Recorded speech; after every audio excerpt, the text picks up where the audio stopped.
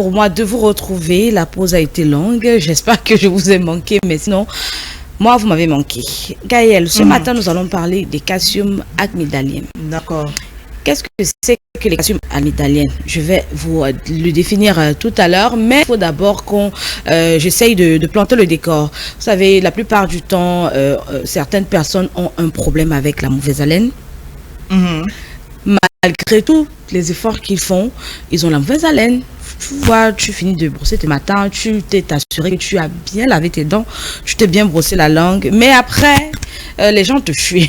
Tu ne sais pas pourquoi. Oui. Tu te poses des questions. Dans la plupart des cas, c'est à cause des calcium amygdalien. Alors, qu'est-ce que c'est qu'un calcium amygdalien?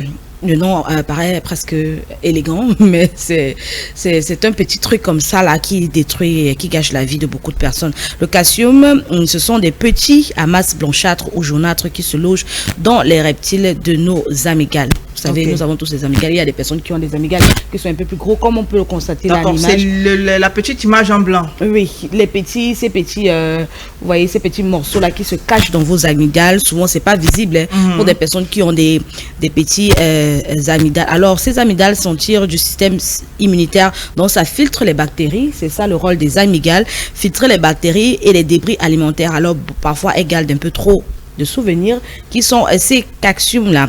Alors le tout se compacte, se solidifie et voilà le calcium qui est né. Alors ce n'est ni dangereux ni contagieux, mais il a un talent particulier, provoquer la mauvaise haleine persistante. Et là, c'est souvent la gêne. On parle de on multiplie les pastilles mentholées sans comprendre quel est le problème et voilà. Alors que le problème est juste là, au fond de sa gorge. Comment traiter les calcium amygdalien? Donc, il faut d'abord déjà commencer par améliorer son hygiène bucco-dentaire. Voilà ça, comme vous voyez sur le doigt là. Quand vous appuyez, il y a pour les personnes qui ont des gros amygdales, quand vous appuyez, ça ressort comme ça. Ça veut dire qu'on peut appuyer ça au point où ça ressort. Oui, je vais vous expliquer tout à l'heure. Donc, il faut améliorer son hygiène bucco-dentaire. Il faut beaucoup se brosser les dents 2 fois par jour. Il y a une pâte dentifrice, je ne vais pas faire de publicité, je ne vais pas citer son nom, mais c'est une pâte dentifrice médicale et elle indique même qu'il faut se brosser 2 fois par jour pendant au moins 2 minutes. Il faut utiliser du fil dentaire. Le fil dentaire s'achète généralement à la pharmacie et il faut savoir l'utiliser parce que se brosser les dents ne suffit pas. Il y a des personnes qui ont des dents vraiment espacées ou alors très serrées ou alors des dents qui laissent un peu d'espace, un petit espace comme ça, la brosse à dents ne peut pas arriver là-bas. Donc, il faut utiliser le fil dentaire pour retirer ça. Donc, ces particules-là, c'est ça que quand vous dormez avec, généralement la nuit, quand vous levez le matin, ce n'est plus sur vos dents, c'est aller se cacher là dans vos amygdales. Et quand ça fait 1 semaine, 2 semaines, ça devient comme ça et ça sent extrêmement mauvais. Ceux qui ont ça peuvent en témoigner. Donc, il faut utiliser le fil dentaire. Il faut utiliser des bains de bouche antiseptiques légers sans excès. Donc, une bouche propre limite les bactéries responsables des dépôts. Voici une autre façon de traiter les calcium amygdalien. Il faut gargariser. Quand on parle de gargarisme, vous prenez de l'eau chaude avec un peu de sel que vous allez mettre dans votre bouche. Je pensais aussi avec du bicarbonate, est-ce que c'est possible? Non, pas le bicarbonate parce qu'il faut limiter l'ingestion. Mélanger le sel, l'eau chaude et le bicarbonate, ça peut être nocif pour votre santé. Donc, il faut juste mettre le sel avec de l'eau chaude que vous allez utiliser, vous allez gargariser, vous mettez dans votre bouche, vous faites...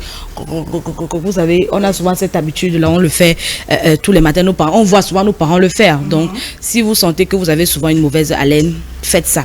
Et puis, il faut faire un retrait délicat, comme nous montre à l'image là-bas, les calciums sur le doigt d'un individu. Ça, c'est généralement des personnes qui ont des grosses amygdales, parce que quand on voit cette quantité-là, ça veut dire que les amygdales sont vraiment grosses et qu'il y a une forte quantité à l'intérieur. Vous devez retirer délicatement.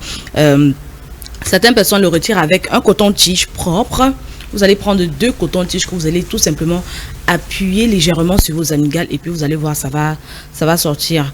Et il faut avoir un jet dentaire. Le jet dentaire, c'est comme une sorte de puge. Vous voyez, c'est un récipient comme ça là, avec un long tube. Quand vous appuyez, ça fait un jet d'eau. Souvent, on utilise ça pour des personnes qui ont des trous dans les dents.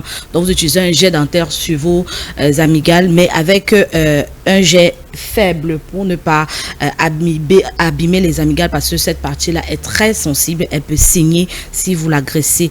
Donc, il faut éviter tout objet dur ou pointu pour ne pas abîmer vos amygdales. Il faut boire suffisamment d'eau. Après avoir mangé, il faut boire de l'eau. Quand vous finissez de manger, vous ne buvez pas de l'eau, les résidus, les bactéries se développent dans votre bouche et puis c'est comme ça que vous vous retrouvez en train d'avoir la mauvaise haleine ou alors d'avoir des calcium amygdalènes. Donc, si vous êtes récidiviste avec tout ce que j'ai énuméré comme solution là, si même après que vous ayez fait tout ça, vous avez toujours ce problème là, allez tout simplement voir votre médecin.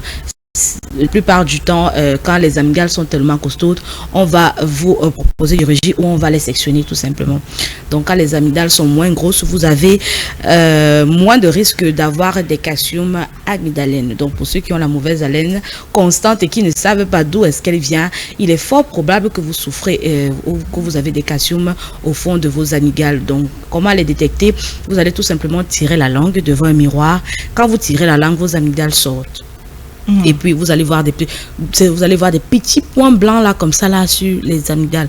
Donc vous allez appliquer ces gestes simples là que vous pouvez faire à la maison. Je vais répéter pour ceux qui n'ont pas compris. Il faut améliorer son hygiène dentaire, se brosser les dents au moins 2 fois par jour et toujours se brosser les dents la nuit avant d'aller dormir.